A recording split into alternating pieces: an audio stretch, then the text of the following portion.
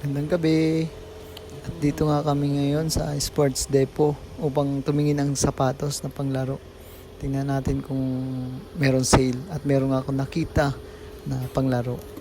At ngayon, gagawin natin, surprise natin yung asawa ko na may surprise siya sa akin. Tingnan natin kung sino ang masusurprise sa aming dalawa. So, let's go guys. Tingnan natin ano magiging reaction niya. Yun nga, naibigay ko na yung box sa kanya. At binuksan niya na ako.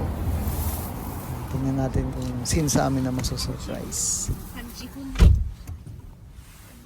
Pansin? Hindi kami lang pala libok. Ano ni? Ano yun? Wow! Wow! Wow! Wow, ano ni? Thank you! Nag-abala ka pa! Wow! Wow! Oh, may Nike ako ngayon, guys! Nakatanggap ako ng Nike galing sa asawa ko. Thank you talaga! Nag-abala ka pa! Thank you! Thank you! Sa surprise na surprise talaga ako. Thank you, ma. I love you. Bill, Jasmine, thank you sa surprise gift nindo sa kuya. Talaga, grabe. Guys, thank you. Di ko alam ang laman nito, guys. Buksan natin mamaya, guys, ha. Sige. Bye-bye. Ito na yon. Ito na yung surprise gift nila sa akin, oh. Buksan natin, guys. Ano kaya nasa laman to? Parang panglaro to, ah.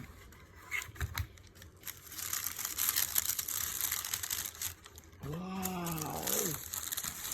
Nike shoes. Wow, ganda. Ganda nga. Ganda nga. Ang mabilis.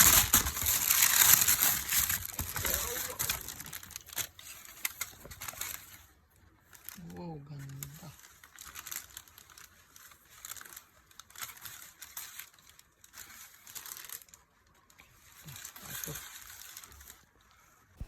Sinukat ko na nga. Napaka-komportable talagang suotin at tamang-tama talaga sa size ko. Gandang panglaro to. Napagaling talaga magpili ng asawa ko. Tuwang-tuwa nga ako at pati ang asawa ko tuwang-tuwa din kasi din niya alam yung surprise niya sa akin. So yung guys, hanggang dito na lang. Thank you. God bless.